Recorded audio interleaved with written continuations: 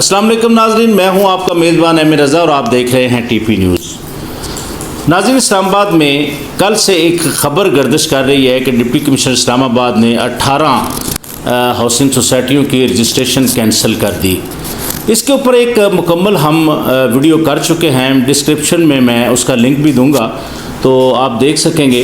तो नाज़रीन, मसला क्या हुआ, किस वजह से ये रजिस्ट्रेशन कैंसिल हुई, इस पर लोग क्यों सरापा एहतजाज हैं, लोग क्या कहते हैं, इसके ऊपर एक मुकम्मल रिपोर्ट पेश करेंगे। चैनल को लाजम सब्सक्राइब कीजिएगा, साथ में लगे बेल आइकन को भी दबाया कीजिए और कोशिश किया कीजिए कि वीडियो को एंड तक देखें ताकि आपको फैक्ट्स की समझ लग सके।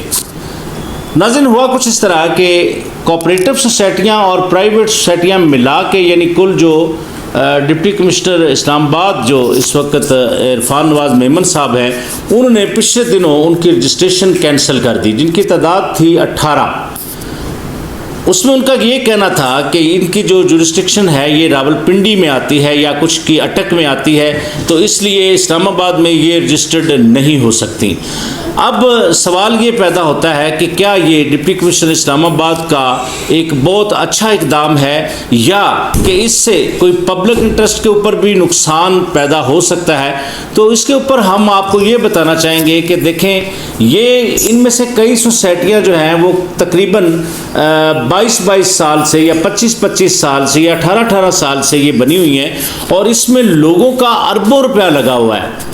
अब क्या इनकी रजिस्ट्रेशन कैंसिल होने से क्या उनका सरमाया गैर महफूज हो गया है? अच्छा, इसके ऊपर भी हम बात करते हैं, लेकिन आप ये समझ लें कि जिस अथॉरिटी के पास मिसाल के तौर पर कोई कोऑपरेटिव सोसाइटी है तो उसके लिए कोऑपरेटिव डिपार्टमेंट अलग है, उसकी कोऑपरेटिव डिपार्टमेंट से तो उसको नहीं निकाला जा सकता, लिहाजा परेशान होने की ज़रूरत नहीं है। फिर अगर कोई प्राइवेट सोसाइटी है जो इस्लामाबाद की जुरिस्डिक्शन में आती है तो उसके लिए ये है कि वो तो इस्लामाबाद में है, अगर वो नहीं आती, उसकी जो रजिस्ट्रेशन है वो कैंसिल कर दी गई है तो वो डेफिनेटली आरडीए के पास चली जाएगी या टीएमए के पास चली जाएगी, यानी अटक अथॉरिटी के पास चली जाएगी।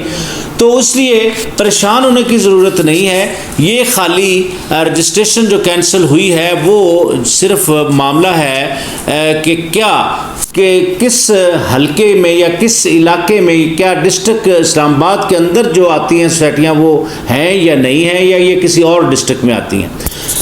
अब मैं बात करूंगा जनाब डिप्टी कमिश्नर इरफान नवाज मेमन साहब की। उन्होंने बहुत अच्छे इक़दाम किए हैं, आते ही बहुत अग्रेसिव नज़र आए वो, ये जो लाकानूनीयत चल रही थी। लेकिन अब मामला कुछ इस तरह है कि जो लोग उनके ऊपर इस तरह की क्रिटिसाइज़ कर रहे हैं, मेरे ख्याल में वो क्रिटिसाइज़ बनती नहीं है। उनके ऊपर इस तरह की जो ये क्रिटिसाइज़ हो रही है, ये मेरे ख्याल में कुछ ज़्यादा मुनासिब नहीं है, क्योंकि रजिस्ट्रेशन कैंसिल होने से फ़र्क सोसाइटियों को इस तरह नहीं पड़ेगा कि अगर वो रावलपिंडी की हदूद में आती हैं तो रावलपिंडी चली जाएंगी, अटक में आती हैं तो अटक में चली जाएंगी। बहरहाल सवाल ये पैदा होता है कि क्या इदारों में बैठे अफसरान के खिलाफ जिन लोगों ने इनकी रजिस्ट्रेशन उस दौर में की थी, क्या वो ये नहीं जानते थे कि ये इस्लामाबाद में है या अटक में है या रावलपिंडी में है?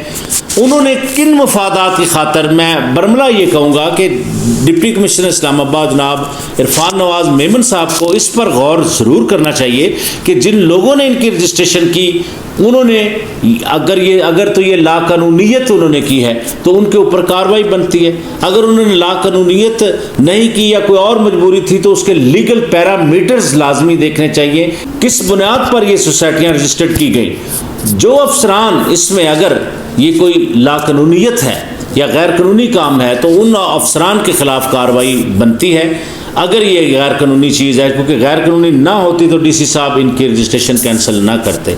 तो बहरहाल नाज़रीन, इदारों के अंदर बैठे हुए कुछ ईमानदार जो लोग हैं वो अपनी ड्यूटी ऐसे तरीके से अंजाम देना चाहते हैं, लेकिन कुछ ऐसी ताकतें जिनको हम माफियाज कहते हैं उनकी समझ में इनकी ये ईमानदारी नहीं आती। बहरहाल नाज़रीन, हक़ और सच की हमेशा फतह होती है।